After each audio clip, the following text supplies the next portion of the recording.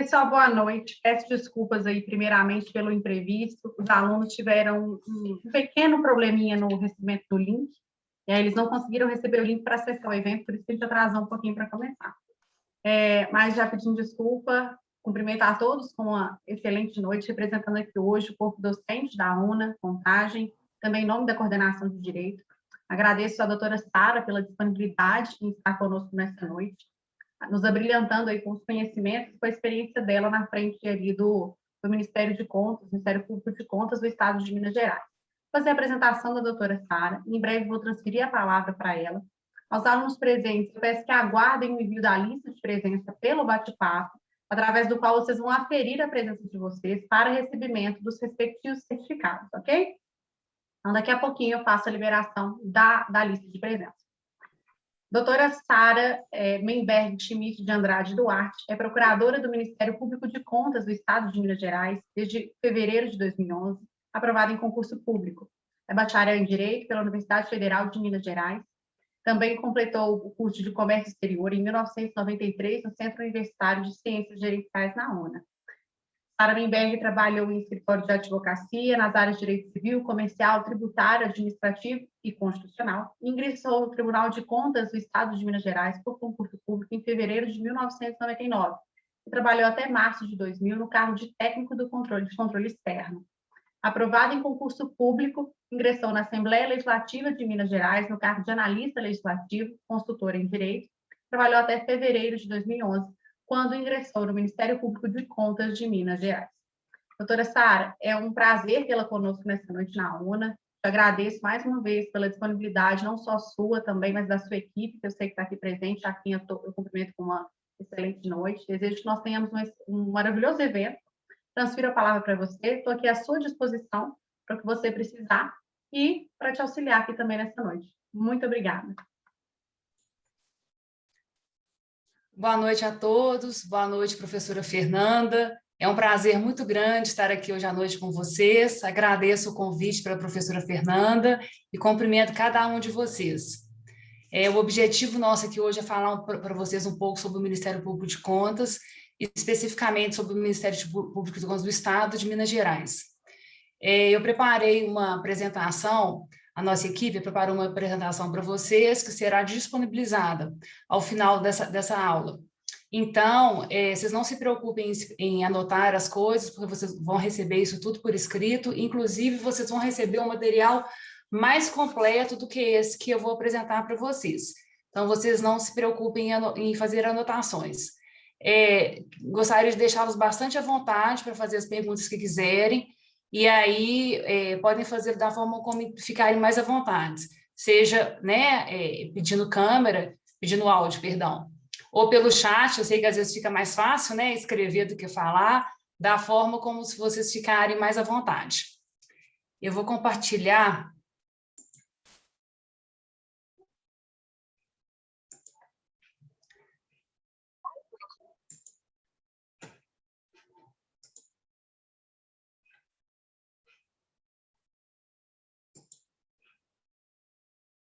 Professora, está compartilhando? Sim, doutora Sara, está ótimo. Tá. Então, gente, o objetivo de nós aqui hoje é falar para vocês um pouco sobre o MP de Contas, né? O Ministério Público de Contas é uma instituição prevista no artigo 130 da Constituição da República, dentro do título 4, que trata da organização dos poderes, no capítulo 4, que trata das funções essenciais à justiça, na seção número 1, que disciplina o Ministério Público. E a ele, por meio dos seus membros, exerce o controle externo da administração pública, principalmente perante o Tribunal de Contas. Então, uma coisa que distingue o Ministério Público de Contas do Ministério Público Comum é que o MPC de Contas ele atua perante o Tribunal de Contas, enquanto que o Ministério Público Comum atua perante o Poder Judiciário. Eu vou trazer uma breve pincelada aqui para vocês sobre os sistemas de controle interno e externo. Não vou me aprofundar sobre a matéria, mas é só para vocês poderem entender melhor sobre como que o MPC entra aqui.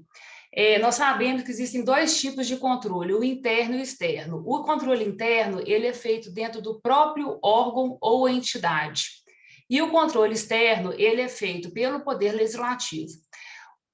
Com relação às contas de governo, o Tribunal de Contas auxilia o Poder Legislativo. Com relação às contas de gestão, essa competência é do próprio Tribunal de Contas. A ele compete, sim, o julgamento dessas contas. Eu vou entrar depois, aprofundar um pouco mais sobre isso para vocês entenderem. Mas, então, o Ministério Público de Contas, ele atua aqui perante o Tribunal de Contas, enquanto que o Ministério Público Comum atua perante o Poder Judiciário. As distinções, então, né, que eu falei para vocês, entre o MP comum e o MP de contas, que o MP de contas atua perante o Tribunal de Contas, é distinto, então, do Ministério Público Comum. É um ramo especializado e a ele compete o controle das contas públicas, compreendendo a fiscalização financeira, contábil, orçamentária, operacional e patrimonial do Estado de Minas Gerais e dos seus municípios. Todo recurso público, seja do Estado, seja dos municípios mineiros, seja aqueles recursos que foram recebidos por entidades privadas, elas são fiscalizadas pelo Tribunal de Contas do Estado. No caso dos recursos da União, compete ao Tribunal de Contas da União e ao Ministério Público da União. Vou falar para vocês um histórico bem breve. A previsão do Ministério Público, existe previsão legislativa desde 1893. Só que somente em 2003, com uma decisão do Supremo, na ADI 206, dígito 8, que foi em Minas Gerais, ficou decidido de forma definitiva que o MP, que atua perante o Tribunal de Contas, é uma instituição distinta do MP comum. Antes disso, atuavam perante o Tribunal de Contas procuradores de justiça. Então, somente em 2003 essa matéria foi pacificada no âmbito do Estado de Minas Gerais, e aí, em 2008, ingressaram os primeiros procuradores. Houve o concurso, né, o concurso de provas de títulos, em 2008 ingressaram os primeiros procuradores. As normas de regência são a Constituição da República, a Constituição do Estado, a Lei Orgânica deixa eu passar esse negócio para cima aqui, fica melhor assim, né? A Lei Orgânica do Tribunal de Contas, que é a Lei Complementar Estadual número 102. Espera aí que eu acho que eu... E a Lei Orgânica do Ministério Público do Estado de Minas Gerais, que é a Lei Complementar Estadual número 34. O acesso ao cargo de procurador do MP de contas se dá por concurso de provas de títulos, e é exigido do bacharel em Direito, no mínimo, 3 anos de atividade jurídica. É o mesmo critério para ingresso no MP comum. Essa previsão está no artigo 129, no parágrafo 3º da Constituição da República, bem como nos artigos 28 e 29 da Lei Orgânica do Tribunal de Contas, que é a Lei Complementar número 102.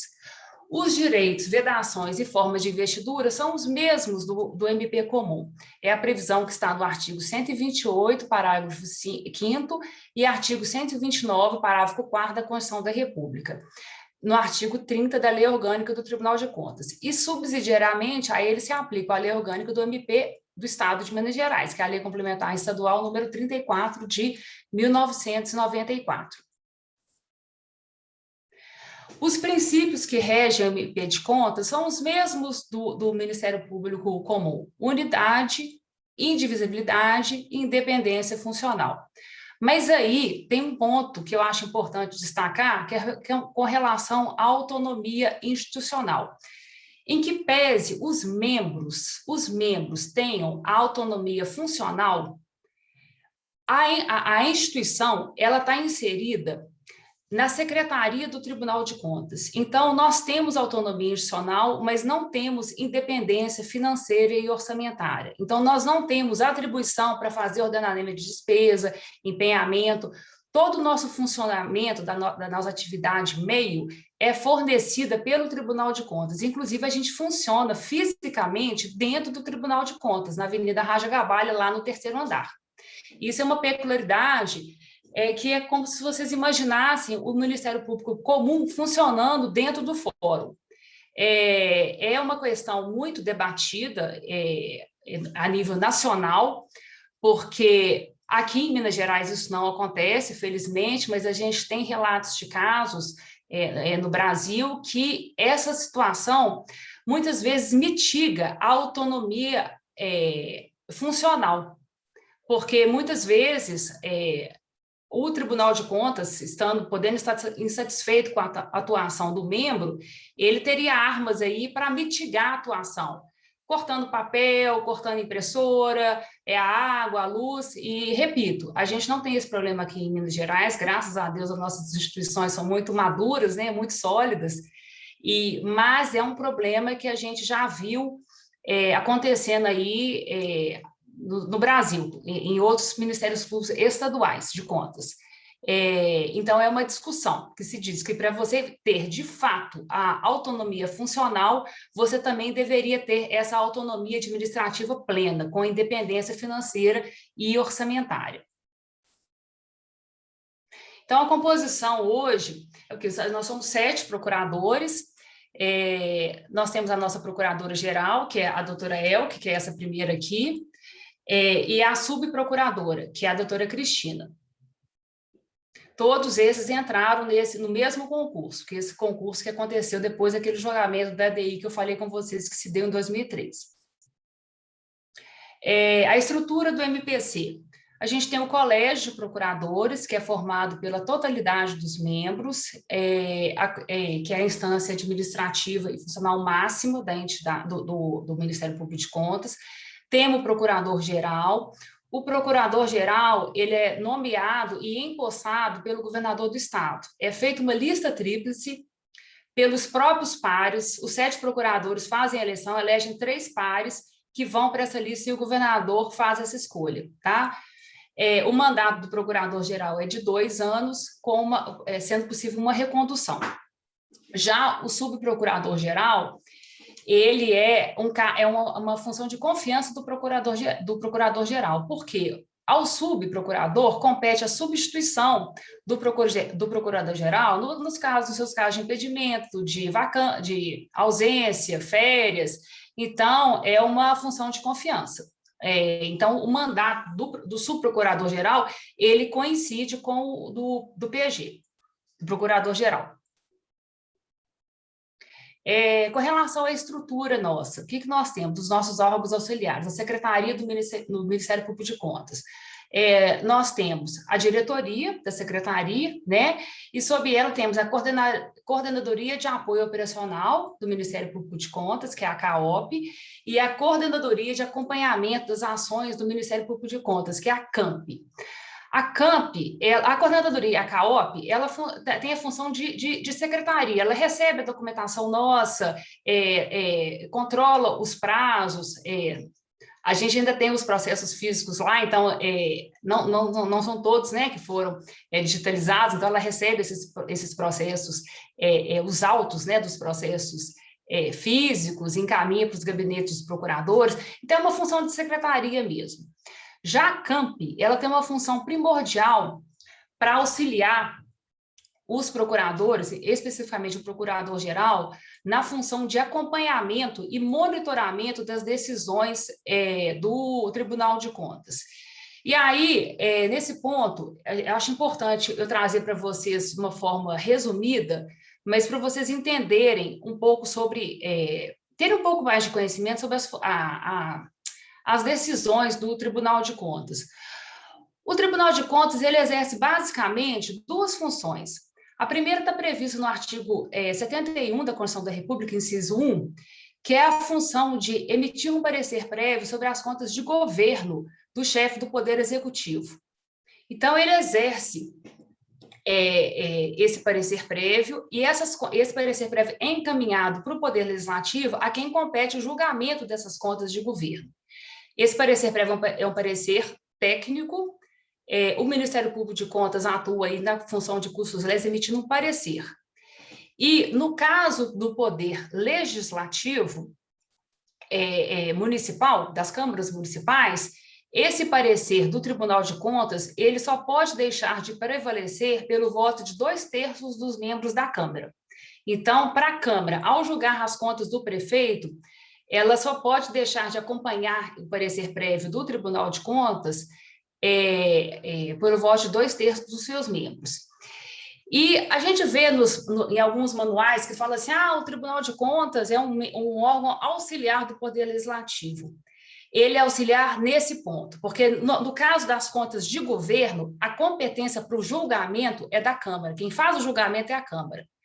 Só que no caso das contas de gestão, que é a previsão que está no artigo 71, inciso 2 da Constituição da República, a competência para julgar as contas já é do Tribunal de Contas.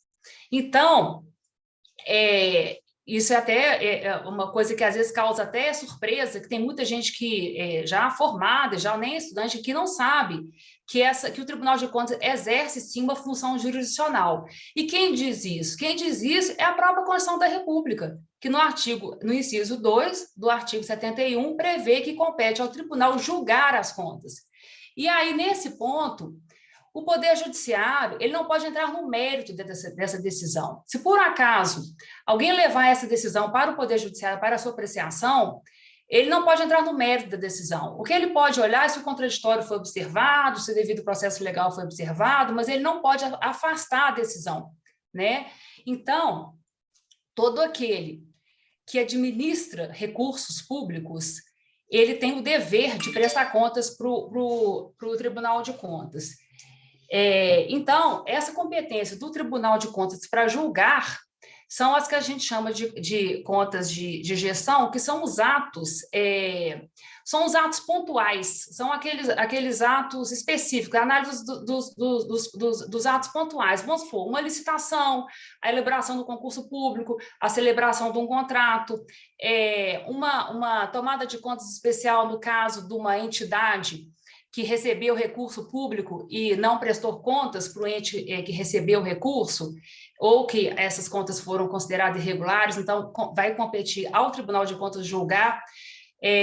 Então, o Tribunal de Contas, nesse ponto, ele não tem jurisdição apenas sobre os gestores públicos, mas também sobre particulares que administraram recursos públicos. Vou dar um exemplo para vocês.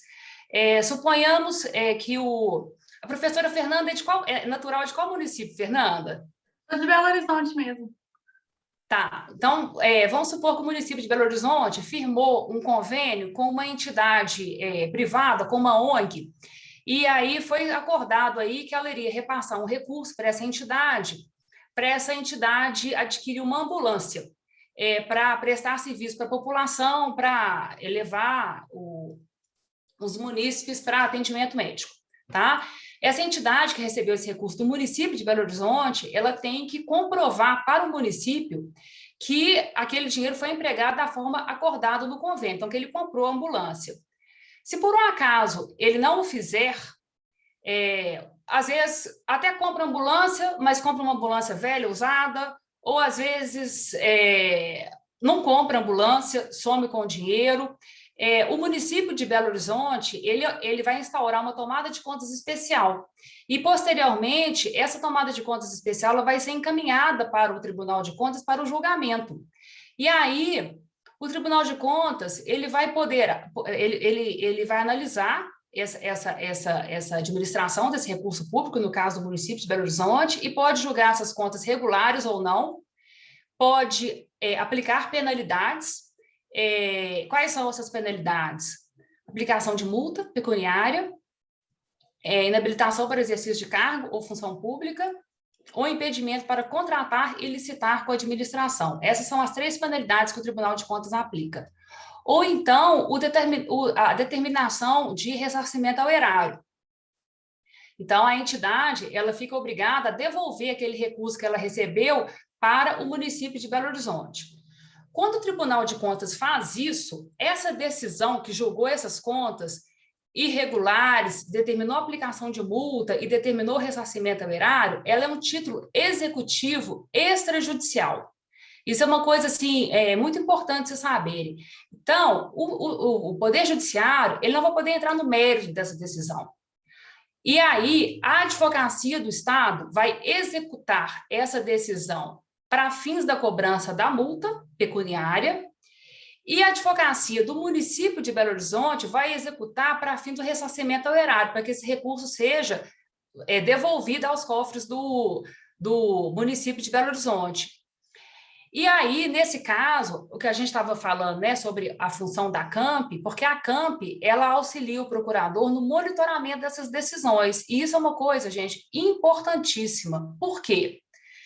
Principalmente, assim, em alguns municípios pequenos, em que há... porque o procurador do advogado-geral, né, do município, o procurador do município, ele, muitas vezes, não é pessoa de carreira, é uma pessoa indicada pelo prefeito. Então, muitas vezes vem uma decisão do Tribunal de Contas determinando que seja ressarcido o erário, vamos supor, R$300 mil, ou que quantia seja. E, às vezes, se não tiver uma conduta firme do Ministério Público de Cima, nem sempre essa execução ela é levada de forma adequada. Então, a CAMP nos auxilia muito nisso, para fazer esse monitoramento da execução das decisões do tribunal. E, da mesma forma, isso com relação às contas de gestão, né? E também, da mesma forma, com relação às contas de governo, que é aquela primeira que a gente falou, né, que está previsto no artigo 71, inciso 1º da Constituição da República, que é quando o tribunal ele emite um parecer prévio sobre toda a gestão daquele chefe do Poder Executivo. As contas de governo, só para esclarecer, são aquelas contas que são prestadas anualmente pelo chefe do Poder Executivo.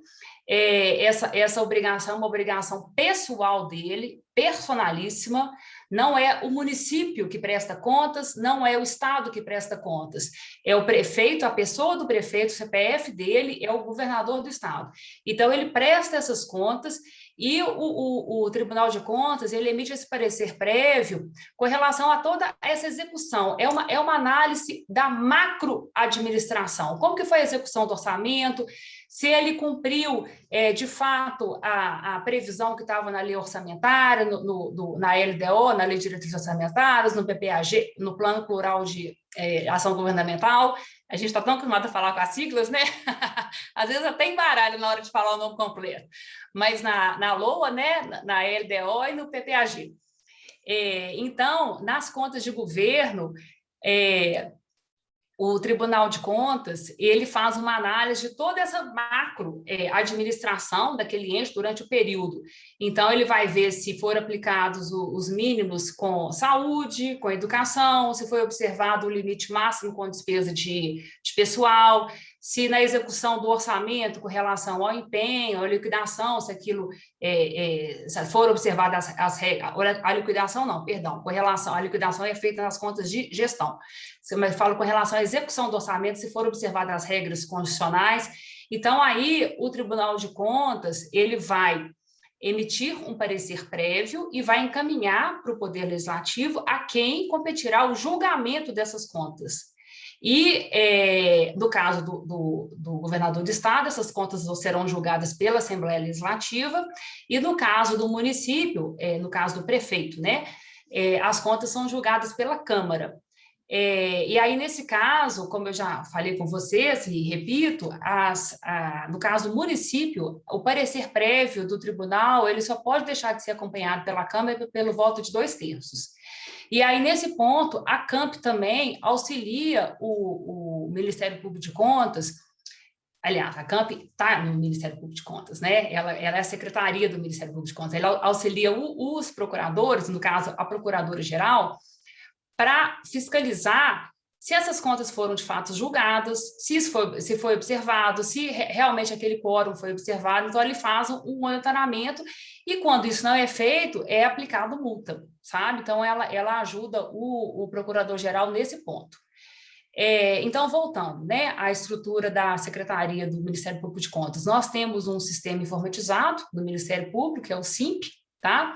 E temos um gabinete de inteligência, que é um órgão de execução vinculado à Procuradoria-Geral, que auxilia os procuradores, na parte de inteligência, para fim dos procedimentos investigatórios. Sobre os procedimentos investigatórios que são feitos pelo MPC, eu vou falar mais à frente com vocês. Mas, então, só para vocês saberem qual que é a estrutura da secretaria do MPC. Bom, então, vamos à parte que mais nos interessa, né? Como é que é a atuação do MPC?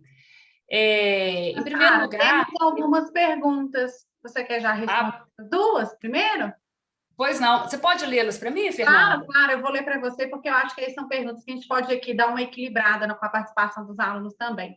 2 alunos nos prestigiaram com perguntas. O primeiro dele é o Marcos Rocha. Eu vou ler a pergunta dele e depois eu leio a pergunta da Miriam. O Marcos pergunta para você o seguinte: a penalidade de ressarcir o erário pode cumular com a inabilitação para novas licitações? O Marcos, em primeiro lugar, eu acho importante você entender o seguinte: uma coisa é a penalidade, tá? As penalidades são 3: multa, impossibilidade para exercer função ou cargo público e para licitar. Essas são as penalidades. A determinação de ressarcimento, ela não tem natureza jurídica de penalidade, porque você vai devolver aquele recurso. Você não está penalizando a pessoa. A penalidade são essas que eu falei. Então, você pode sim acumular. Aliás, deve, porque senão a pessoa... Não vale a pena. A pessoa vai lá, faz o uso irregular, desvia o recurso, e aí o máximo que pode acontecer com ela é devolver o recurso. Isso não é penalidade. Então, ela tem que ser também apenada para que ela seja dissuadida de repeti-lo, né? Aquelas finalidades da penalidade, né? Que a gente sabe, não apenas do aspecto repressivo, mas também preventivo. Então, Marcos, elas têm que ser acumuladas, porque uma coisa é penalidade e a outra coisa é a determinação de ressarcimento. Excelente. Ficou esclarecido, Marcos? Ficou, muito obrigado. Obrigada, Marcos, pela sua participação. A aluna Miriam faz a seguinte pergunta: no caso de gastos indevidos ou com objetos distintos compactuados no contrato ou convênios, deve ser realizado algum procedimento no município antes ou somente após encaminhado ao Tribunal de Contas? Essa é a... Fernanda, repete o nome dela? Oi? Miriam. Miriam. Miriam, é o seguinte... Quando o particular ele recebe um recurso, tal qual no direito privado, todo aquele que administra um recurso que não é dele, ele tem a obrigação de prestar contas, não é isso? Então, veja você, um síndico do prédio, ele tem que prestar contas, né, da gestão daqueles recursos que não são dele. Então, se ele recebeu aquele recurso, ele tem a obrigação de prestar contas para o titular do recurso, que no caso, vamos supor, que é o município de Belo Horizonte, voltando àquele exemplo que a gente deu, né? E aí, ele não consegue prestar essas contas elas são irregulares, porque foram indevidas, né? Os casos aí que você falou. Aí, o que o município ele tem que fazer? Ele tem que instaurar uma tomada de contas especial, tá? Dependendo do valor, isso fica no âmbito do próprio município, ele instaura, e aí ele tem que tomar as providências para fins do ressarcimento. Dependendo do valor, quando ultrapassa o valor de alçada, isso é encaminhado para o Tribunal de Contas, para que ele examine essas contas, e aí julgue essas contas irregulares, né, que vai, inclusive, trazer implicações na esfera eleitoral, né, porque vai entrar na lista lá do ficha suja, porque as contas foram julgadas irregulares. E aí, repito, a aplicação das penalidades, né, que são aquelas 3 que eu falei com vocês: a penalidade pecuniária, o impedimento para o exercício de cargo ou função pública e a impossibilidade de contratar e licitar com a administração pública. E também a determinação de ressarcimento ao erário do município, que havia repassado aqueles recursos. Obrigada, doutora Sara. Prontinho, Fernanda? Perguntas. Volto aí a palavra para você continuar com a exposição. Obrigada. Gente, você vê que as perguntas são muito boas, né? Porque elas enriquecem muito. Então, vocês fiquem aí estimulados a fazer. Permite né? a gente entrar em detalhes, né, doutora Sara? É ótimo mesmo ter a participação dos alunos. Eu vou continuar aqui observando e qualquer coisa eu te interrompo novamente.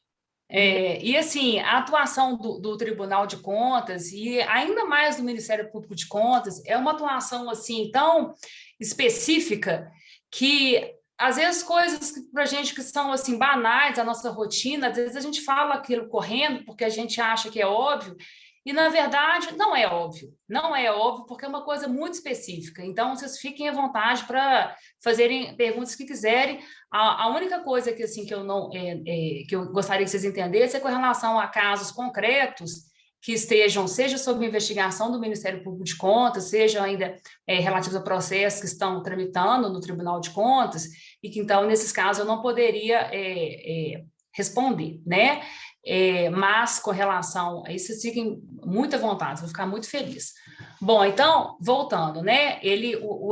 Um membro do MPC, ele tem que estar em todas as sessões de julgamento do tribunal. Essas sessões, elas não podem acontecer sem a presença do membro do MP. Isso, inclusive, é até, por exemplo, curioso. Amanhã, né? Eu tenho sessão, eu vou ter assento na sessão da segunda Câmara, que acontece na parte da manhã. Essas sessões estão sendo feitas virtuais. Eu poderia fazer da minha casa. Eu tenho uma internet boa e tal. Mas, como eu sei que tudo pode acontecer, né? A gente sabe que essa questão do online, às vezes, cai a luz, a internet cai, e eu sei que se não tiver um membro do MPC, a sessão não se realiza, e aí aquele tanto de processo não vai ser julgado, e às vezes processos que estavam na beira de ser prescrito, podem ser prescritos. O que eu faço? Eu pego meu carro e vou para o tribunal para ficar sozinha lá na minha sala, uma coisa que eu poderia estar fazendo aqui em casa, mas lá eu tenho o respaldo da informática do tribunal, né? Que se por acaso acontecer alguma coisa, eles têm outros recursos lá que eu não tenho em minha casa. Mas é porque a gente sabe dessa responsabilidade, né? Que se não tiver o membro lá na hora da sessão, atuando, né, na função de cursos legis, a sessão não pode acontecer. Mas então, o MPC também, ainda na função de cursos legis, ele emite parecer, tá? No curso dos processos, né? E ele também pode interpor representações e também entrar com recursos. As representações são, fazendo uma analogia, como se fossem as ações perante o Poder Judiciário, né?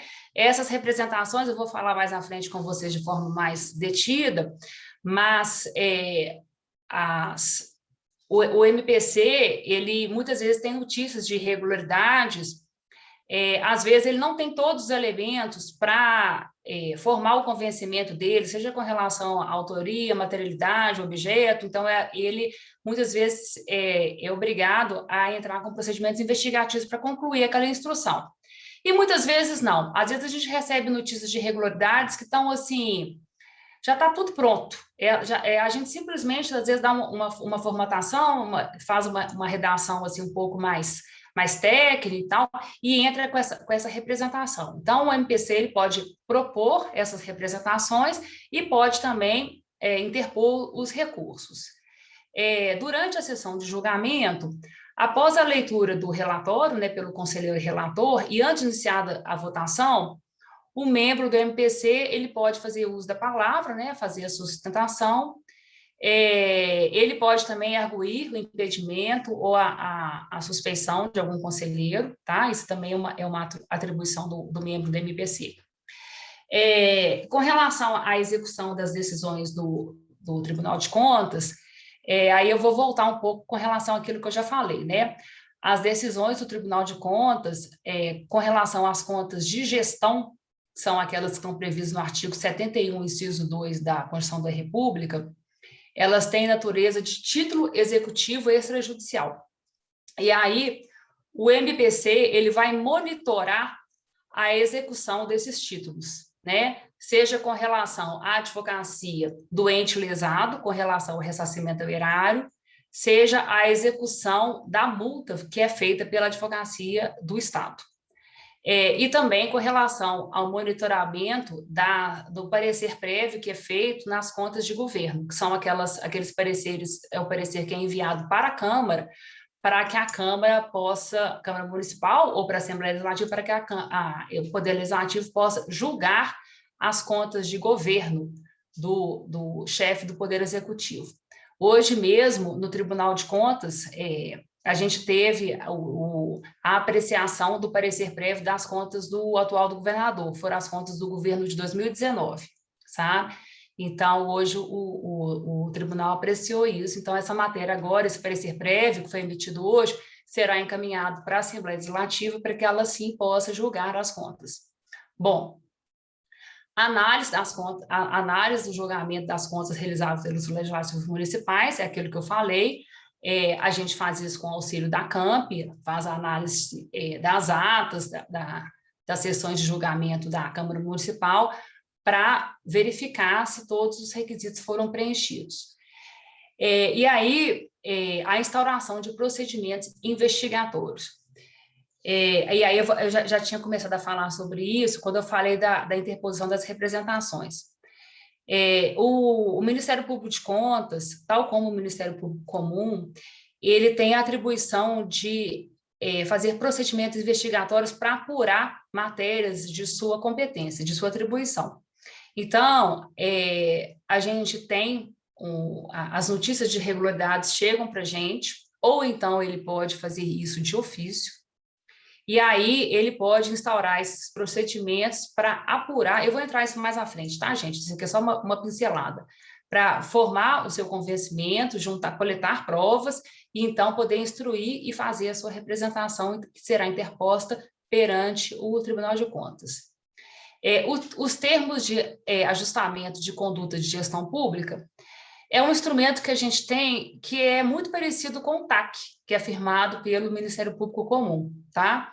Esses termos de ajustamento, eles visam impedir a prática de uma atividade irregular, né? Eles não podem ser firmados quando tem desvio de recurso, tá? Então, eles visam interromper uma prática irregular.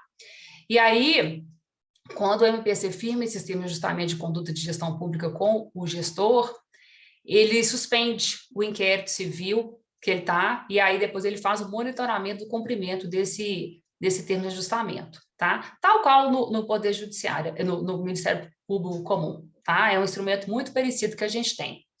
E a gente também tem os termos de cooperação técnica, e aí, porque é o seguinte, a gente recebe as irregularidades, apura as condutas irregulares, só que a atuação do MPC, ela é restrita ao âmbito do Tribunal de Contas.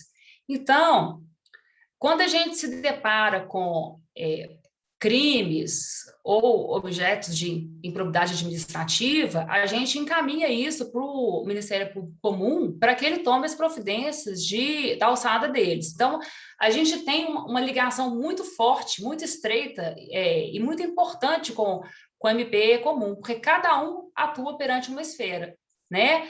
Porque o mesmo ato ele traz diferentes consequências, perdão. E a gente tem uma expertise com relação a essa análise da questão orçamentária, financeira, né, a questão contábil, que é uma questão, né, vocês, segundo a Fernanda, a maioria de vocês está no 10º período. Então, assim, o profissional do direito, ele não é muito... A gente não vê isso na faculdade, né? E lá no Tribunal de Contas existe todo... profissionais técnicos, contadores, economistas, engenheiros, existem todos uns sistemas para nos auxiliar com relação a esse controle, né, contábil, financeiro, orçamentário, da execução. Então, é um nicho muito especializado. Então, esses termos de cooperação técnica, eles são muito importantes por causa disso, porque muitas vezes a gente recebe coisas que a gente tem instrumentos lá que nos permitem instruir melhor, ajudar o colega, né, a instruir melhor os procedimentos dele, além dos que a gente tomará, as providências que a gente tomará perante o Tribunal de Contas, tá? Então, esses termos de cooperação técnica também são importantíssimos com os vários outros órgãos que exercem essa função de controle. Então, com relação aos procedimentos de investigação, o ato normativo que atualmente regulamenta a matéria é essa resolução número 14 de 2019, ela regulamenta os procedimentos de investigação, o tratamento e das informações a ele recebidas. Essas denúncias, quando elas chegam no tribunal, no Ministério Público de Contas, elas são chamadas de notícias de irregularidades e são autuadas como tal. Essa NI é autuada, essa NI, ela é colocada no nosso sistema, que é o SIMP, e ocorre, então, a distribuição aleatória. E é distribuído para um daqueles... Vocês lembram que são 7 procuradores? A Procuradora-Geral ela não faz isso. A Procuradora-Geral fica com as atribuições de representação do Ministério Público, as funções das contas de governo do governador do Estado. Então, essa distribuição aleatória normalmente não cai com ela, porque a matéria dela é uma matéria mais restrita, a não ser que seja matéria dela, por óbvio, né? Relativa às contas do governo do Estado, do governador, perdão, do Estado. Mas, então, é feita essa distribuição aleatória. O procurador, quando ele recebe essa NI, ele faz um primeiro juízo de admissibilidade. Para isso, ele pode ou não intimar o denunciado para que apresente algumas informações. Muitas vezes a gente recebe NIs que não são matérias afetas à nossa competência, são às vezes matérias afetas à competência do Ministério Público da União, né, que são relacionadas a recursos federais, ou às vezes não é coisa da nossa competência, então nesse caso a gente encaminha para a autoridade competente e arquiva perante o MPC. Muitas vezes não tem ressarcimento ao erário e com relação a matéria já chegou prescrita, porque o que a gente poderia fazer é entrar com uma representação para requerer aplicação de penalidade, né, quando não tem ressarcimento ao erário. E muitas vezes essa matéria já chega prescrita. Então, nesse caso, também, a gente arquiva e encaminha para as outras esferas, se for o caso de competência também dos outros órgãos, tá? Mas, sendo admitida essa NI, o procurador ele pode, então, instaurar o procedimento preparatório, que a gente chama de PP, instaurar o inquérito civil. Se ele já tiver elementos completos para isso, ele já pode oferecer de pronto a representação perante o tribunal. Mas, normalmente, às vezes acontece, a gente receber uma coisa já fechadinha, mas normalmente a gente instaura esses procedimentos investigatórios para colher esses fatos, e aí ele pode, tal qual no inquérito civil, a gente faz as requisições para instruir melhor. E aí, no caso, né, quando a matéria é de competência de outro órgão, a gente encaminha para esse órgão para que ele possa adotar. E ele pode adotar as outras medidas de suas atribuições. Então, o procedimento preparatório está previsto no artigo 4º, parágrafo 1º da resolução número 14. O objetivo dele é colher elementos para identificação do denunciado ou do objeto e complementar a informação ou documentação recebida antes da instauração do inquérito civil ou da adoção de outras providências. Já o inquérito civil, ele visa apurar fato que possa autorizar a alteração do MPC na tutela dos direitos e interesses concernentes à fiscalização contábil, financeira, orçamentária, operacional, patrimonial da administração pública estadual e municipal, servindo como preparação para o exercício das atribuições do procurador do MPC perante o Tribunal de Contas. Muitas vezes, então, o que acontece é, você instaura um PP, e aí você não consegue os elementos suficientes para oferecer a representação, e aí depois você converte ele em inquérito civil. Gente, vocês têm que pensar o seguinte, nós temos um estado com 853 municípios, né? Então, o MPC, com esses 7 procuradores, aí ele incumbe a fiscalização de todo o estado de Minas Gerais, do ente estado de Minas Gerais e de todos os municípios que estão no estado de Minas Gerais, 853. Além disso, de todo aquele particular que tiver recebido recursos desses entes, né? E aí é da administração direta e indireta. É muita coisa, é muito trabalho para 7 procuradores, né? Então, assim, o nosso estado, né? A gente tem muito município, é realmente uma coisa bem peculiar, né? Do estado de Minas Gerais. Mas, então, esses são os procedimentos investigatórios que a gente tem. E aqui a gente trouxe uma esquematização para vocês ficarem mais fácil, né? Então, com relação à irregularidade, entra a ANI, né, a notícia de irregularidade, no MPC, ela é distribuída no nosso sistema, né, no SIMP, o procurador admitindo-a, o que ele pode fazer? Instaurar o procedimento preparatório, o inquérito civil, já oferecer a representação, ou então comunicar ao órgão competente. É importante destacar o seguinte, que quando ele instaura esse procedimento preparatório, inquérito civil, ele o faz por meio de uma portaria, e essa portaria ela é publicada no Diário Oficial de Contas, no DOC, tá?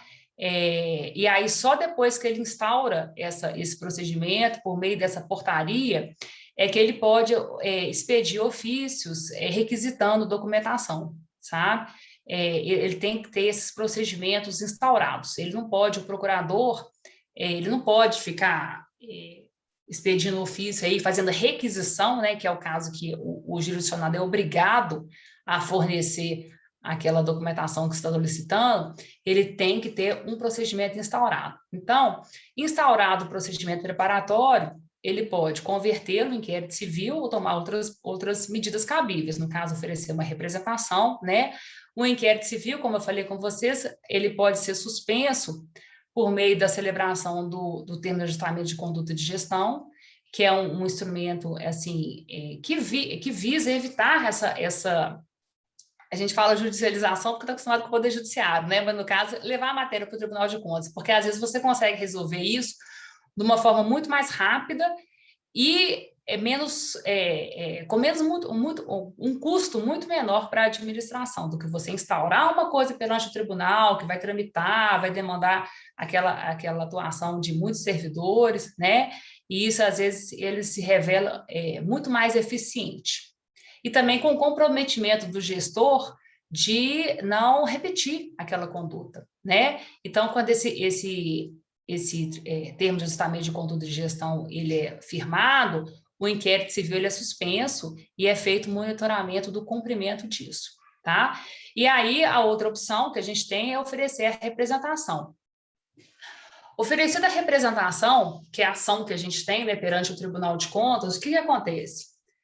Essa representação, ela pode... Existem duas formas, tá? Para você denunciar atos irregulares de gestão, que são esses atos de ordenação de despesa com relação à irregularidade na celebração de contratos, de licitação. São as denúncias e as representações. O que difere uma das outras? Só os legitimados. É praticamente a mesma coisa. No caso de representação, quem pode... oferecê-las, membro do MP, deputado, existem as autoridades lá, que eu não vou ficar aqui falando para você. E o cidadão, e as denúncias, é qualquer cidadão, tá? Então, quando essa representação ou a denúncia, ela entra no tribunal, a primeira coisa que acontece, ela vai para uma unidade técnica do tribunal, faz uma análise, e aí depois ela vai para o Ministério Público, que ele pode aditar ou não. É muito comum um denunciante ser um licitante. Ele vê uma irregularidade lá no licital, no edital, deixa eu fechar isso aqui que entrou. Ele vê uma irregularidade lá no edital que o prejudica. Então, ele vai lá e denuncia para o tribunal. Realmente existe a irregularidade. Só que quando ele chega no tribunal e vai para o Ministério Público de Contas, ele percebe que, além da irregularidade A, que foi apresentada pelo denunciante, tem a B, a C e a D. Então, o MPC, nesse primeiro momento, ele vai lá e adita essa denúncia, apresenta as outras irregularidades. E aí, só então, dessa oportunidade que a gente chama de manifestação preliminar do MPC, só então é que o jurisdicionado, ele é citado, porque aí ele vai ser citado da primeira irregularidade, que foi inicialmente denunciada, mas das outras também, né, que foram aditadas pelo MPC.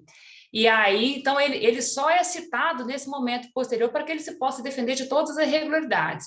E aí ele apresenta a sua defesa, né, que é novamente analisada pela unidade técnica, no que a gente chama de pedido de reexame.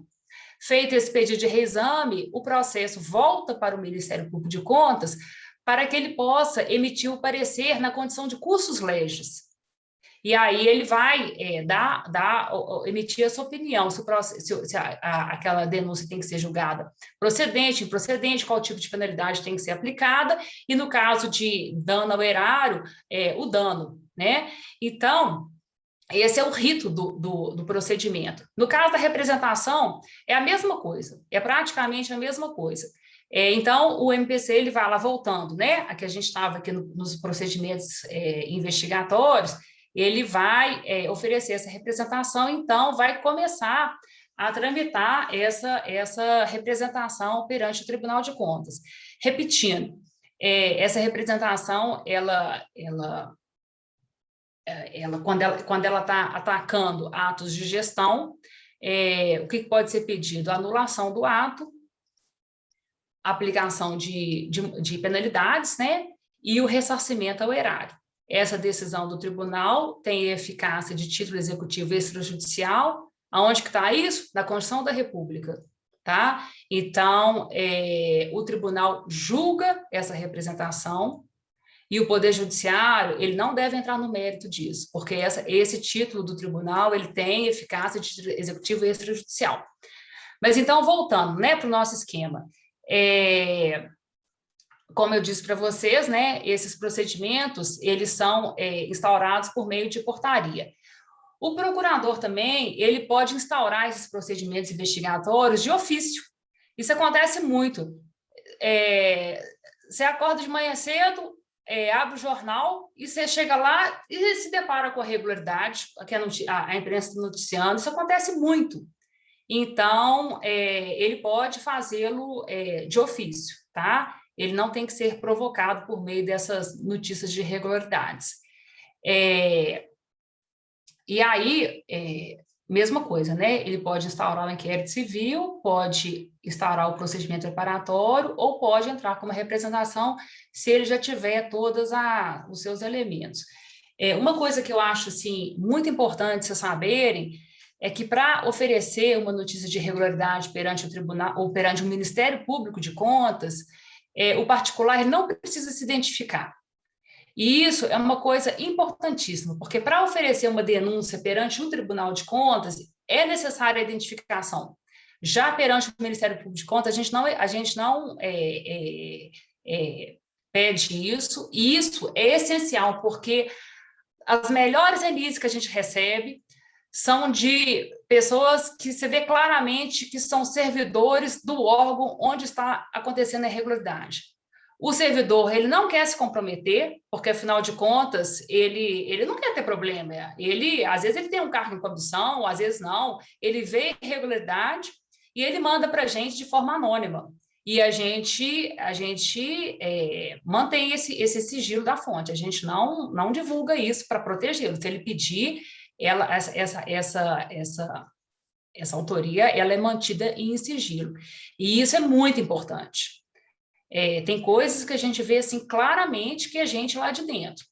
E isso é muito bom mesmo, porque isso estimula a pessoa, aliás, não desestimula a pessoa a fazê-lo, né? Porque às vezes a pessoa, como eu disse para vocês, ela não quer se comprometer, tá?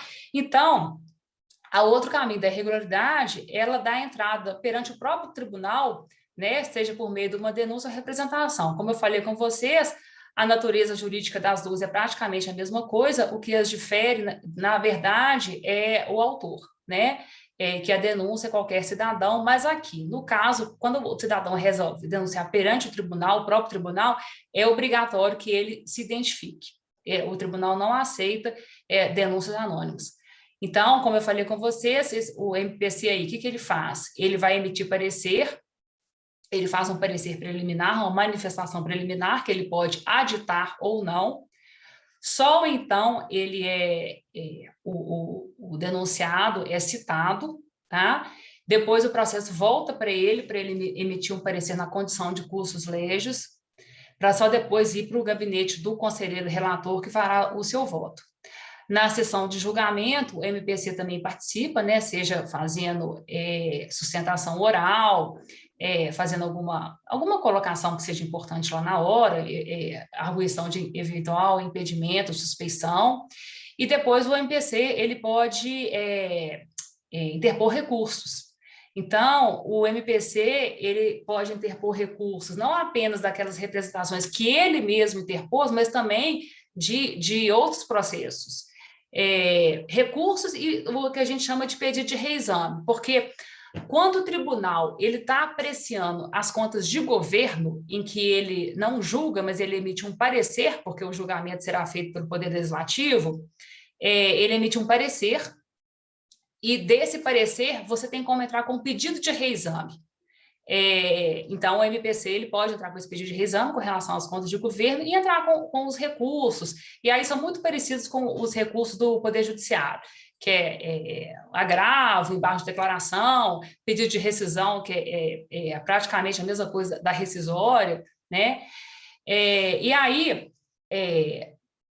feita a decisão, né, pelos membros do tribunal, né, pelos conselheiros, o MPC depois ele vai acompanhar o cumprimento dessa decisão, que é outra função também que eu falei com vocês, que é muito importante que o MPC faça, sabe? Que realmente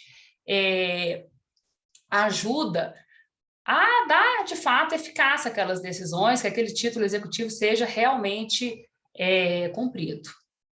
Mas, então, de forma esquemática, a atuação do MPC é feita dessa forma, tá? De forma bem resumida.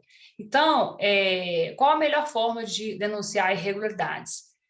Como eu disse para vocês, né, essas irregularidades que elas entram no MPC, a gente chama de notícias de irregularidades. Então, o denunciante ele deve expor os fatos com uma linguagem clara, objetiva, apresentar o maior número de informações que possuir, prováveis responsáveis, ano, data, fotos, porque se trata de coisa pública, aquele documento é público. Como, por exemplo, as contas particulares das pessoas, elas são guardadas com sigilo fiscal. As contas públicas do ente federado, elas não têm sigilo fiscal, porque ela é pública, é do povo, né? E como é do povo, o seu gestor, né, ele tem que prestar contas. Então, esse denunciante deve apresentar o maior número de dados que ele tiver, né, com os indícios de atos ou fatos denunciados, e, quando possível, juntar as provas que indicam a existência de irregularidades. E aqui, aquela informação que eu já tinha falado com vocês, né, que perante o MPC, o denunciante não precisa se identificar, ele pode fazê-lo de forma anônima. O que a gente vê muito, que essas notícias, elas chegam pelo Fale Conosco, que é esse e-mail aqui que eu trouxe para vocês. O pessoal cria muito, assim, e-mail, assim, vamos supor, a Fernanda falou que era de Belo Horizonte, né? Aí o povo cria um e-mail assim, por uma Belo Horizonte mais honesta. Então, as pessoas criam e-mails, porque também, se ela não quer ser identificada, ela também não quer que o nome dela fique lá, né? Então, a gente vê, assim, porque a pessoa criou aquele e-mail para isso, tá? E isso aí não tem problema, porque é uma denúncia anônima, tá? Então, essas notícias de irregularidades, elas podem ser encaminhadas por e-mail, por meio desse endereço aqui, que é o Fale Conosco do MPC, tá? Então, bom, a gente tem o Diário Oficial de Contas, né, que é o Diário Oficial do Tribunal de Contas, onde há a parte lá relativa aos atos produzidos pelo MPC. Então, no Diário Oficial de Contas são publicadas todas aquelas portarias de instauração de procedimentos investigatórios, né, seja do PP, seja do inquérito civil, as resoluções, né, que são os nossos atos normativos regulamentares, os relatórios. Então, tudo isso é publicado no Diário Oficial de Contas, o endereço está aqui, tá? E aqui a gente trouxe até uma fotinho para vocês verem, que vai lá, entra na datinha, bem simples, assim, não é complicado. Mas, então, é isso. Estou aqui colocando para vocês os canais de comunicação, o telefone lá nosso geral, o Fale Conosco, que é o mais importante, né, para fazer denúncias e representações, o nosso Twitter, Facebook, tá? E o nosso endereço, como eu falei com vocês, né, a gente fica fisicamente dentro do Tribunal de Contas, no terceiro andar do prédio principal, tá? Vocês são todos muito bem-vindos, quando vocês quiserem fazer uma visita, né, acabada essa pandemia, A gente fica muito feliz com a presença de vocês e nós estamos à disposição. Eu gosto muito de trabalhar lá, sou muito feliz. Às vezes a gente passa por uns momentos difíceis, isso é natural. Vocês estão chegando aí no final do curso, vocês vão ter vários caminhos aí que vocês podem tomar, seja advogar. Eu tive a oportunidade de advogar durante um período, foi um período muito bom da minha vida, mas gosto muito de ser membro do MPC, muito. Mas tem que ver o perfil, né? Porque uma coisa que eu falo com vocês é o seguinte: às vezes, quando a gente está formando, ou quando a gente pensa em fazer um concurso público, muitas vezes a pessoa pensa assim na remuneração, né? Eu vou fazer esse concurso aqui porque paga bem. E aí, uma dica que eu falo para vocês é o seguinte: não fique limitado a isso, porque a remuneração é importante, é importantíssimo, todo mundo quer ser bem remunerado, né?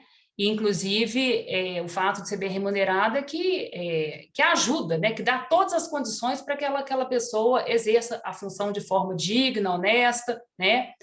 Mas não fiquem limitados a isso, porque a remuneração você acostuma com ela. E a gente acostuma com ela. Então, você tem que pensar antes de fazer o que você vai fazer, o que é adequado ao seu perfil. Porque o que vai trazer a sua felicidade é aquilo lá o dia a dia, aquilo que vai trazer a sua felicidade. É claro, né, que existe um leque enorme. Eu, por exemplo, como a Fernanda falou, eu, antes de fazer o concurso para o MPC, eu já tinha feito outros concursos, fiz concurso para a Procuradoria da Fazenda Nacional, fiz também para a Câmara Municipal de Belo Horizonte, para a função de consultor. Aí acabou que, na época, fui para a Assembleia, porque a Assembleia do Estado pagava melhor. Confesso que fui para lá por isso.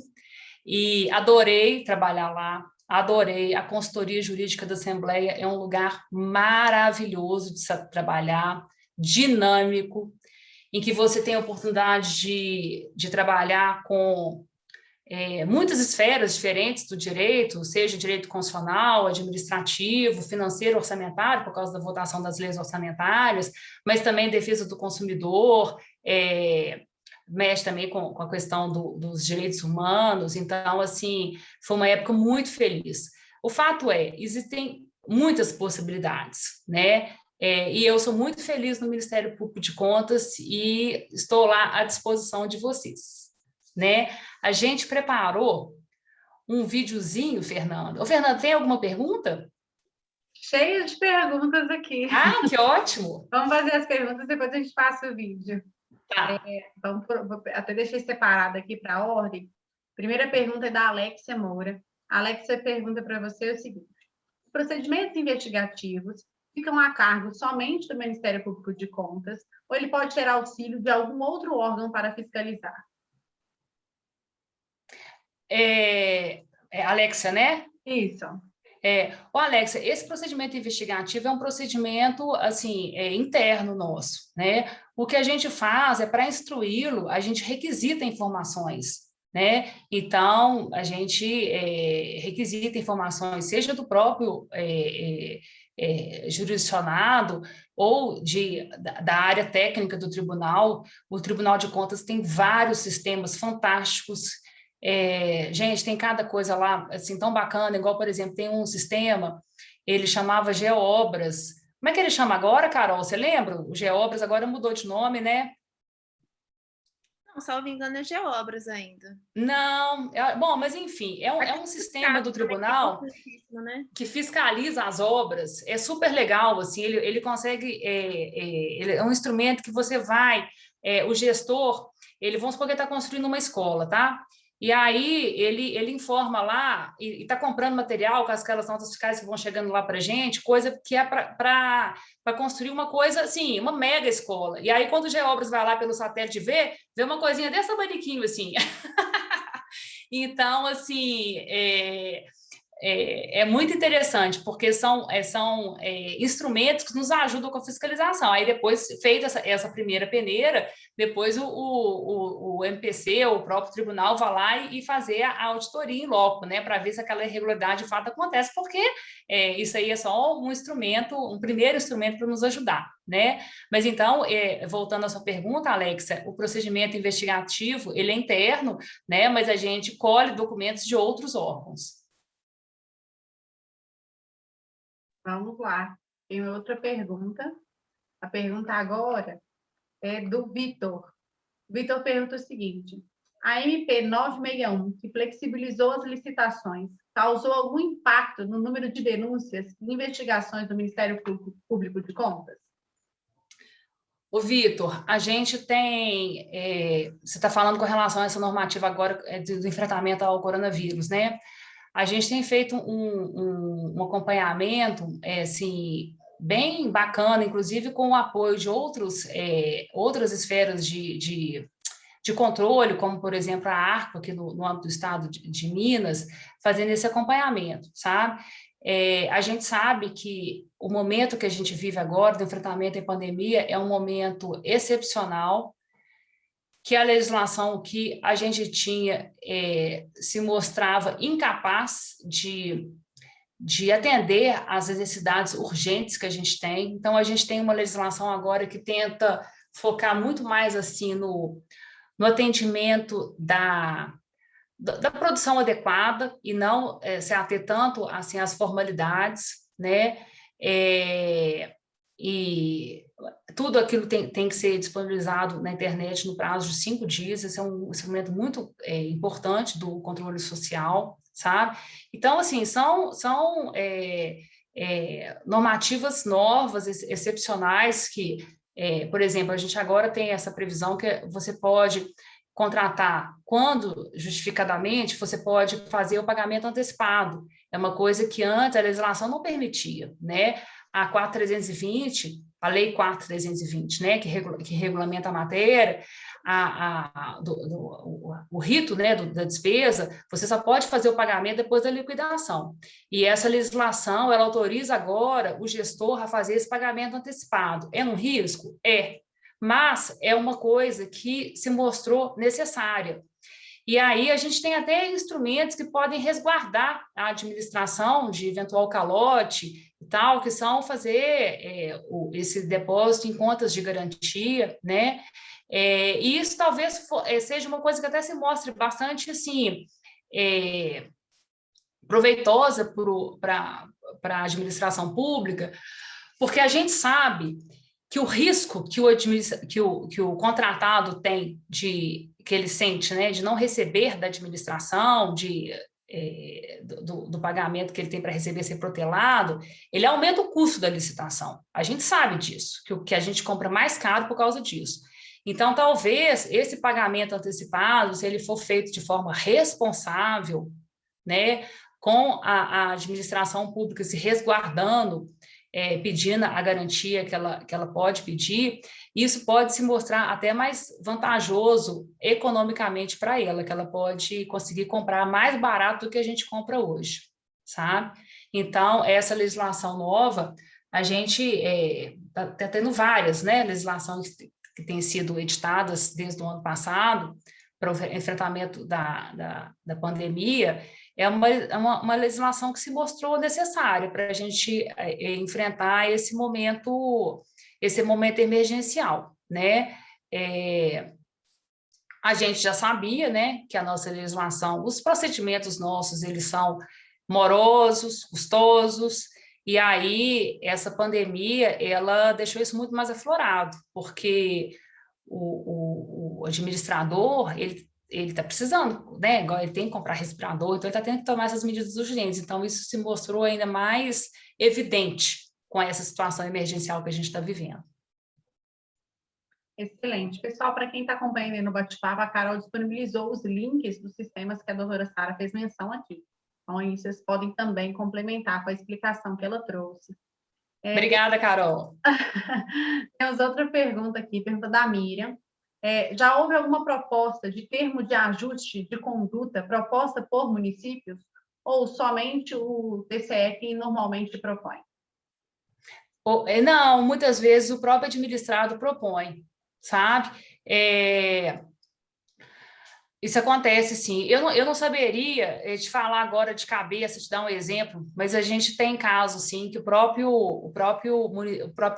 na verdade, é o gestor, né? Ele mesmo propõe, isso acontece. E aí eu peço até ajuda aí, se a Carol souber de cabeça, algum caso que tenha sido o próprio administrado que propôs. Você lembra, Carol? Não estou lembrada também de cabeça, mas acontece. Ótimo. Outra pergunta da Alexia. A Alexia se surpreendeu, falou que não sabia que havia possibilidade de denúncia anônima. E ela pergunta se quem faz a denúncia tem que comprovar o que afirma, ou meramente quem vai fazer a eventual comprovação é o MPC ao investigar. E o fato de não poder de ser anônimo tem alguma influência na quantidade das denúncias que chegam? Alexia, em primeiro lugar, a pessoa não precisa comprovar, tá? A gente pede que apresente o maior número de informações possíveis para nos ajudar na apuração, né? Até porque se não tiver elemento nenhum, a gente não tem justa causa para abrir um procedimento, né? Porque senão a gente pode até incorrer em abuso de autoridade. Aqui é o seguinte, sabe, Alex? Você tem que ficar bem esperto, sabe? Então, quanto mais coisas você puder fornecer para a gente, é melhor, né? E a outra pergunta, qual foi mesmo, Fernanda? Com relação se aumenta o número de denúncias? É o fato da pessoa não ter que se identificar? Com certeza, claro, porque a pessoa fica mais à vontade, porque a pessoa não tendo que gente, a pessoa, para ela denunciar de forma não anônima, e se ela for servidora de algum órgão, ela tem que ter muita coragem, ela tem que estar, assim, porque, assim, o risco dela ser penalizada pessoalmente é muito grande, entendeu? Então, assim... interna, alguma forma de... Claro, ela tem medo, ela não quer, assim, ela tá vendo aquele negócio errado, ela quer denunciar para os responsáveis, mas ela também não quer problema para ela, e eu entendo perfeitamente que, afinal de contas, compete a gente isso. Então, o fato da gente receber denúncia anônima, com certeza, aumenta muito. E aumenta muito também, gente, é o que eu falei com vocês, que a gente tem que ficar bem atento, porque a gente recebe também muita denúncia lá, que você vê claramente que o objetivo é político. Véspera de eleição, a quantidade de coisa que a gente recebe, que você vê claramente que é briga política dentro do município. Então, a gente tem que tomar muito cuidado para a gente não servir de instrumento de briguinha política lá, briguinha não, brigonas políticas lá, né, de candidatos a vereador, candidato a prefeito, sabe? Então, tem esse aspecto que é pernicioso. Então, o procurador ele tem que ficar muito atento, sabe? Para ele não... às vezes não prejudicar, né? Porque ninguém quer ter um procedimento investigatório aberto contra ele, né? Vocês vão convir comigo, quando a pessoa é uma pessoa séria, honesta, ela tem um procedimento aberto contra ela, incomoda. A mim incomodaria, entendeu? Então, assim, a gente tem que tomar, tem que ser bastante cauteloso com as coisas que a gente faz. Mas, com certeza, Alexia, né? O fato da gente admitir essas denúncias anônimas, isso aumenta muito o número de denúncias. E o nosso objetivo é exatamente esse, que as pessoas se sintam à vontade para fazer. É a mesma coisa aqui. É muito mais fácil você escrever no chat do que você ter que chegar e pedir a câmera e ter que falar. Então, a gente tem que criar o canal mais fácil para a pessoa se expressar ali, né? Com certeza. Outra pergunta da Natália Araújo, ela falou que primeiramente achou interessante e pouco conhecido, e com possibilidades brilhantes de carreira. Eu sabia que, de alguma forma, ia brilhar os olhos aqui a questão da carreira no Ministério Público de Contas. Ela pergunta, gostaria de saber como se faz para ingressar, se tem cargos apenas através de concurso, e quais são os principais cargos, e também a progressão de carreira dentro do MPC. Natália, o concurso é um concurso de provas de títulos, né? Exige-se do bacharel atividade jurídica por 3 anos. Atualmente, os cargos são todos providos, né? Porque o concurso que teve, ele é relativamente recente. Então, a primeira turma entrou em 2008, tem, assim, pouco tempo, né? Então, assim, os cargos atualmente eles são todos providos, são apenas 7, né? É uma carreira um número bem limitado, né? Nós temos servidores que trabalham lá conosco, Esses servidores, eles ingressam perante o Tribunal de Contas, também é um concurso para prova de títulos, é um concurso que eu, pessoalmente, já fiz também, concurso muito bom, muito bom. A Carol, que está aqui com vocês, ela é servidora, né, do tribunal, né, Carol? E ela pode testemunhar aqui a carreira do Tribunal de Contas para os servidores, é uma carreira muito boa também. E é engraçado que quando eu fiz o concurso para o tribunal como servidora, eu ingressei em 98. Eu trabalhava num lugar que eu via o procurador passando assim para ir para o dia da sessão. E aí eu ficava olhando e falei assim, nossa, deve ser tão bom ser procurador. E aí, depois de 10 anos, abriu o concurso, eu nem acreditei, eu falei assim, gente, o concurso que eu ficava sonhando. Então, assim, porque realmente agora os cargos para procurador estão providos, mas uma coisa que eu te falo, é bom a pessoa ter uma experiência antes, porque, como eu falei com vocês, não é só a capacidade técnica, a gente tem que ter muita maturidade emocional também, sabe? Até para conseguir suportar com tranquilidade, sem ficar doente, as coisas que muitas vezes a gente tem que passar, né? Tô vendo a Carol balançando a cabeça aí, né, Carol? Até coroa de flores, caixão, essas coisas já mandaram para mim lá no tribunal. Então, assim, a pessoa às vezes entrar assim, porque às vezes a pessoa tem uma capacidade técnica incrível, a pessoa é brilhante, né?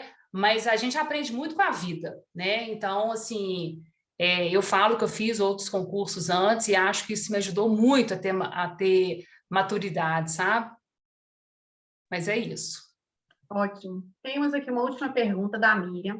A Miriam fala que, com a Lei 173 de 2020, não pode haver aumento de folhas das prefeituras. O índice das folhas, quando chega, ela colocou em parênteses, acha que em 51%, o Tribunal de Contas do Estado já avisa. Com a situação da pandemia, houve alguma alteração? Olha só, quando o Tribunal de Contas ele faz o acompanhamento dessas despesas com o pessoal, ele vai fazendo os alertas, isso está previsto na lei de responsabilidade fiscal, ele vai alertando, né, para o gestor para que ele possa reduzir, né, se adequar, reduzir no prazo lá fixado.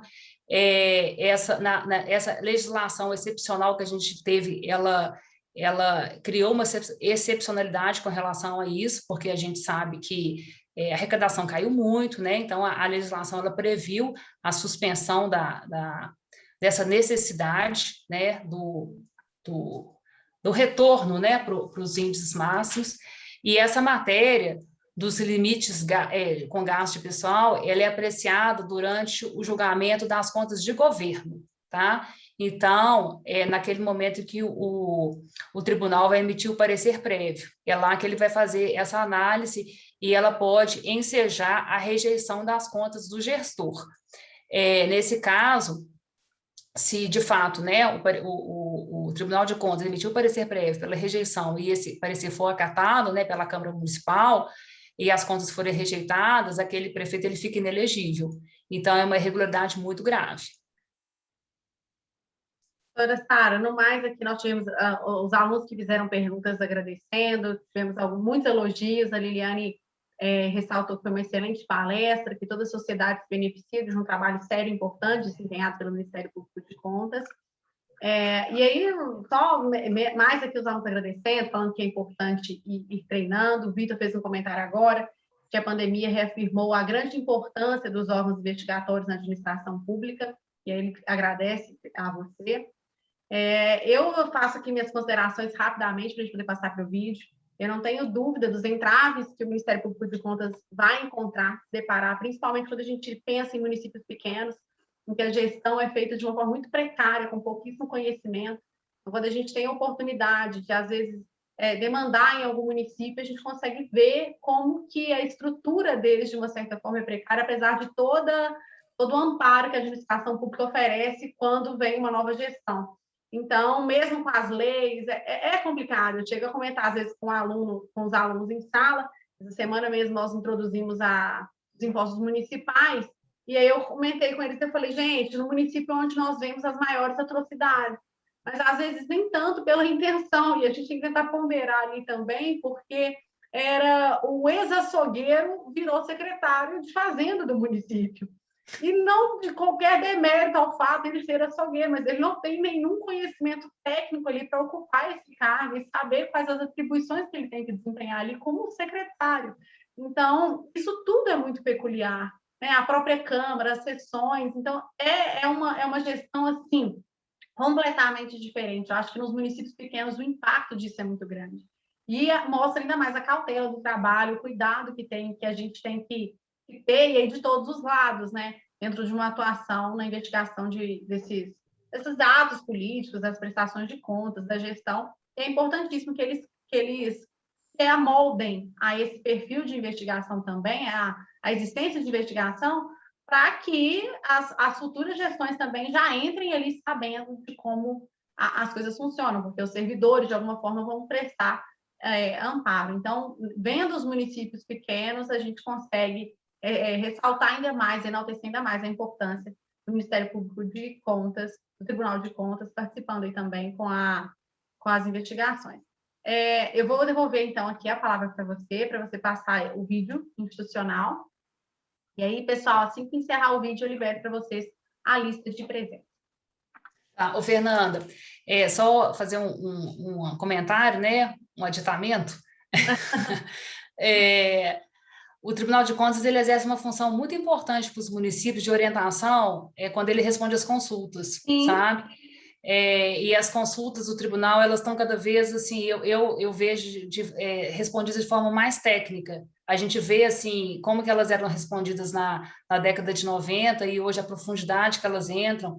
Então, é um instrumento muito importante para o gestor e que traz até segurança para ele, Claro. porque, né, se ele sabe que a posição do tribunal é aquela, ele sabe que se ele seguir aquela linha, ele está de alguma forma amparado, né? Está amparado, né? E uma coisa muito importante que a gente vê no combate à corrupção é a questão do provimento dos cargos por meio de concurso. Sim. Porque o que a gente percebe é que quando o servidor é efetivo, quando ele é concursado, ele tem tudo para fazer o correto. Porque ele não ele pode até ser pressionado pelo secretário para fazer algum mal feito, mas ele tem como falar não, né? E a pessoa que ocupa um cargo comissionado nem sempre ela dá conta, porque ela sabe que se ela falar não, a cabeça dela vai rolar, né? E ela tem as despesas dela, tem as obrigações dela, né? Então, muitas vezes, é muito mais fácil você convencer, né, uma pessoa que tem um cargo em comissão a fazer algum mal feito do que um servidor efetivo. Então, é por isso que o Ministério Público de Contas ele briga tanto pelo provimento dos cargos por meio de concurso, porque a gente vê que isso é importantíssimo, não apenas para a eficiência da administração, com os melhores servidores, né, que ingressaram por meio de um processo seletivo, a rigor seriam, né, são qualificados, são os melhores, mas também com relação a essa questão do combate à corrupção. E a gente vê que tem locais e que tem municípios que são muito piores que outros, né? E que quando a gente vai ver lá, a maioria dos servidores é contratado, é comissionado, é contrato administrativo, entendeu? Então, isso é uma coisa que, sabe, quando você tem uma pessoa que é concursada, um procurador do município que é concursado, isso aí é muito bom, sabe? E é muito bom para o prefeito também, porque ele sabe que aquela pessoa lá, ela não tem vínculo político, então é preservada a memória histórica daquele órgão, né, que é uma coisa que a gente vê também, que quando não tem servidores concursados, muda a administração, sai todo mundo, ninguém sabe de nada, às vezes, né, Carol, a gente vê lá, o prefeito sai, queima tudo, leva tudo embora, e o prefeito novo entra, não sabe de nada. Então, você vê a importância da gente ter servidores que preservem a memória daquele município. As consultas são excelentes. Recentemente eu tive uma atuação em um município pequeno aqui da região não chega a ser região metropolitana, de Belo Horizonte, mas um município pequeno aqui de Minas, e a resposta foi numa consulta. E aí eu lembro que quando eu cheguei para o prefeito, eu tinha um contato com ele, eu apresentei, mas você tem certeza? Eu falei, tenho, a consulta está aqui. Aí era uma questão de aposentadoria, eles ficam muito temerários com as questões de aposentadoria de servidor.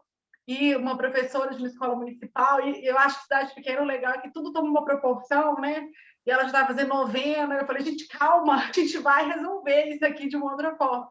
E encontrando a consulta, ele falou, Fernanda, eu posso confiar que vai ser? Eu falei, pode confiar.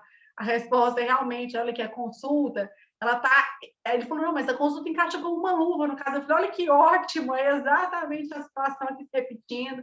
Então, as consultas, elas exercem, de alguma forma, também um critério pacificador, porque a gente traz ali, consegue instruir o processo e auxiliar ali o município. E o mais interessante é que eu fui pela parte, né? Eu fui pela professora que me procurou, mas ao mesmo tempo eu consegui chegar na prefeitura e mostrar a consulta e dar ali um resgate. Eu até falei, olha, dar uma sugestão, sempre que acontecer uma coisa dessas, procure as consultas do Tribunal de Contas antes de você até buscar, até para você se orientar melhor, você vai conseguir ter acesso nisso, fazendo uma boa indexação, fazendo uma pesquisa. Então, é super interessante essa questão das consultas, embora também os municípios tenham um receio, né? Sabendo da gestão agora, eles ficam com medo de dar passos. Eles ficam, né, às vezes, com receio ali até de atuar também em alguns dos casos. Vou voltar. É o que a gente chama de apagão da caneta, né? Porque, às vezes, a legislação é tão complexa que as pessoas têm medo de exercer cargos públicos, né? As pessoas são responsáveis, honestas, porque é tão complexo e, às vezes, são tantos órgãos de controle, é por isso que a gente tem que ter bastante maturidade mesmo para exercer essa função de controle, porque senão você acaba afastando as pessoas que são sérias, honestas, né? Com toda certeza. Vou deixar, então, para passar o vídeo, doutora Sara, porque no segundo horário os meninos já têm ali outras aulas. O vídeo é rapidinho, são 3 minutinhos só. Ô, Fernanda, eu vou colocar, e aí você me fala se está saindo o som, por favor. Está saindo? Mas tem que compartilhar a tela com a gente primeiro. Ué, ixi. Tem que fazer aquele mesmo... Qualquer coisa interrompe o compartilhamento e compartilha de novo. Direto. New share, né? Doutora, depois do vídeo eu gostaria de fazer um agradecimento, tá bom? Claro. Natália. Olha, eu estou apanhando aqui para fazer isso. Espera aí. Deixa eu ver se eu vou conseguir. Não. Ai. Eu vou tirar seu compartilhamento e aí você compartilha de novo. Você começa compartilhando e compartilha direto na página do vídeo.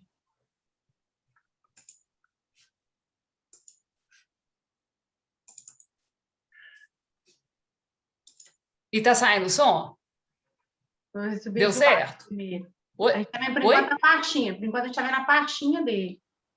Mentira. Espera aí, Fernanda. Deixa eu tirar de novo. Tenta abrir ele só no computador e aí quando ele começar a passar, você compartilha direto nele. Eu acho que é porque eu tenho que share. E aquele botãozinho do som.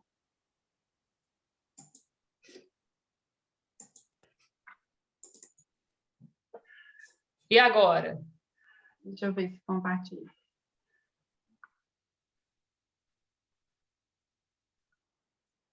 Nada? Acho que a gente continua vendo a tela da computador. Agora apareceu. Eu acho que tem que abrir o vídeo primeiro e depois compartilhar a tela. Abrir o vídeo e compartilhar direto dele. Vou interromper de novo. Peraí. Pode abrir.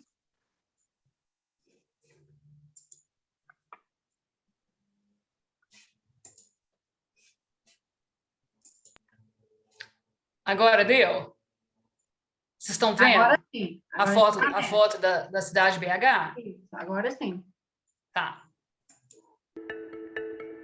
E o vídeo tá dando, gente? Aham.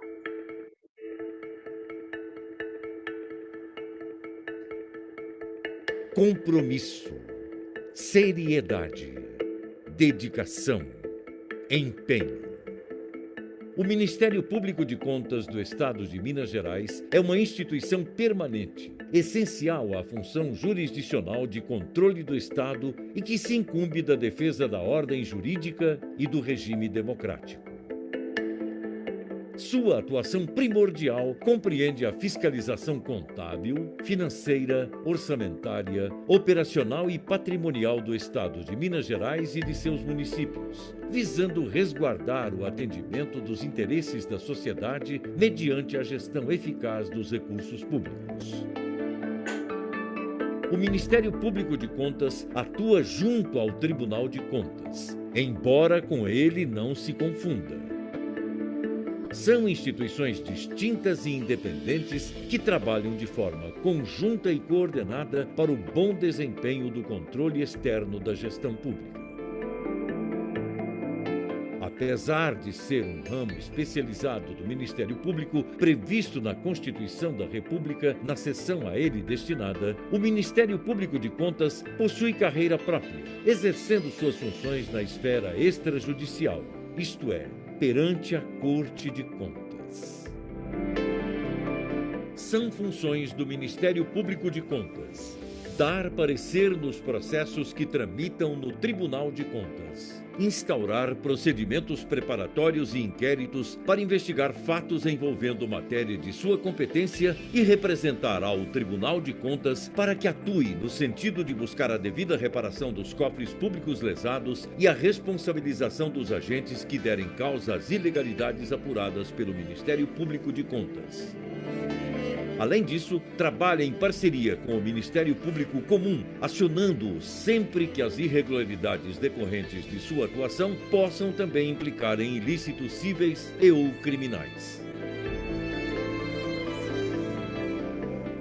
Objetivando melhor desempenhar todas as atribuições que lhe competem, o Ministério Público de Contas busca firmar parcerias com outros órgãos públicos, por meio da celebração de termos de cooperação técnica com o intuito de somar expertises e compartilhar informações. Além disso, utiliza modernas e avançadas ferramentas de tecnologia da informação que agregam inteligência e integração aos processos fiscalizatórios, conseguindo, desse modo, a potencialização de esforços para o alcance dos seus objetivos em prol da defesa dos interesses da sociedade.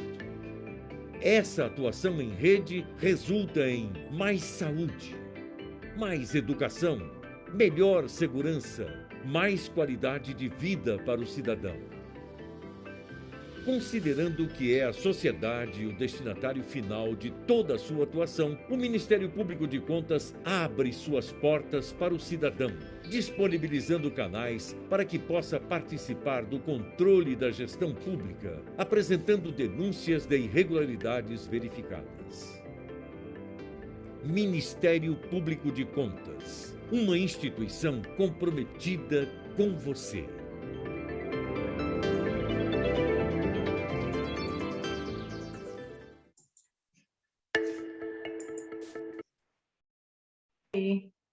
Excelente o vídeo, Natália.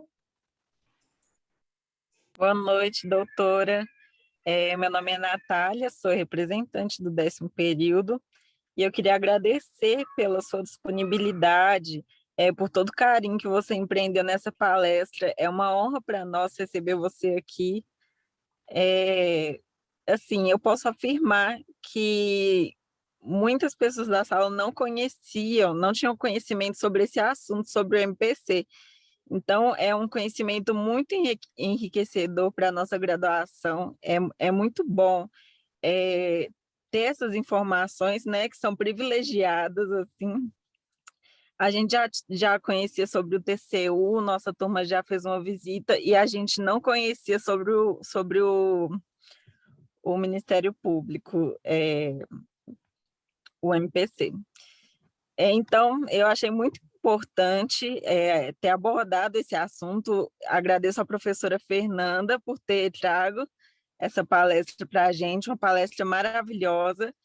E a gente sempre escuta que o direito abre um leque enorme de possibilidades, de carreiras, e acaba que muita gente fica naquilo que é conhecido, naquilo que é mais comum.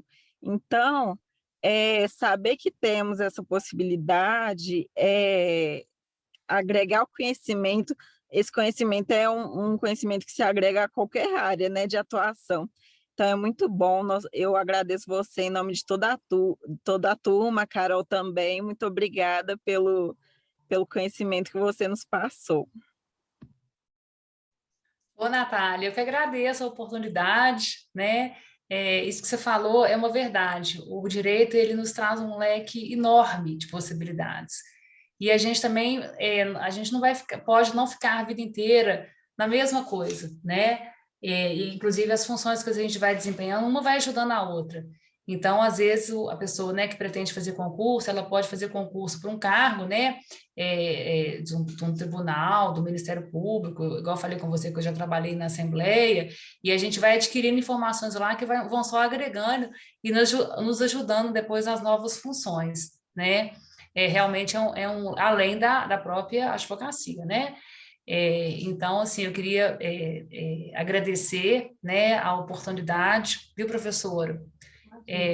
Foi um prazer para a gente falar sobre o MPC. A gente sabe que, de fato, é uma instituição muito pouco conhecida, mas eu falo, gente, é uma instituição muito importante, sabe, para o controle dos recursos públicos, dos bens públicos, sabe, para a boa administração, para a boa aplicação dos recursos públicos. Então, eu é que tenho que agradecer pela oportunidade e queria aproveitar e desejar para vocês, estão no final, né, do curso, muito boa sorte, né? Que Deus ilumine o caminho de vocês, que vocês encontrem sempre a melhor possibilidade para os desafios que vão aparecendo, e eles vão aparecer, porque isso é inerente, né, ao trabalho profissional, que vocês sempre encontrem a melhor solução, a mais leve, a menos penosa e a mais eficaz. Então, eu agradeço, Fernanda.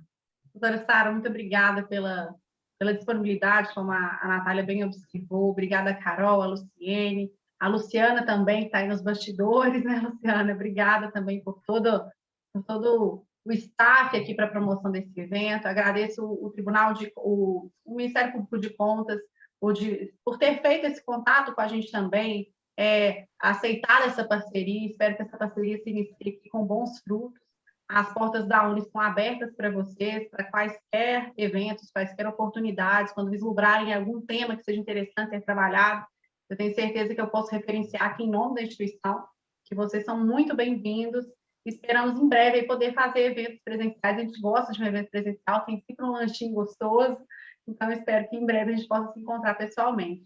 Agradeço aos alunos do 10º período pela presença em especial, mas os alunos dos demais períodos que também estavam aqui, da turma de processo civil, eu agradeço também pela presença e desejo a todos vocês uma excelente noite. E especialmente para os meus alunos, vou aqui jogar uma luz, né? Você tem uma boa prova, viu, gente? A partir de agora a prova está liberada, podem ir lá fazer. Lembrando que que eu vou cumprir o nosso combinado e a prova vai fechar amanhã meia-noite, tá bom? Então, boa prova, que Deus abençoe vocês, ilumine vocês. Qualquer coisa, eu estou lá online na nossa sala daqui a pouquinho, para a gente poder trocar alguma ideia, tá bom? Boa noite, pessoal. Tchau, gente. Boa noite e boa prova. Boa noite, obrigada. Parabéns, doutora Sara. Obrigada. Tchau, gente. Obrigada. Boa noite, Carol.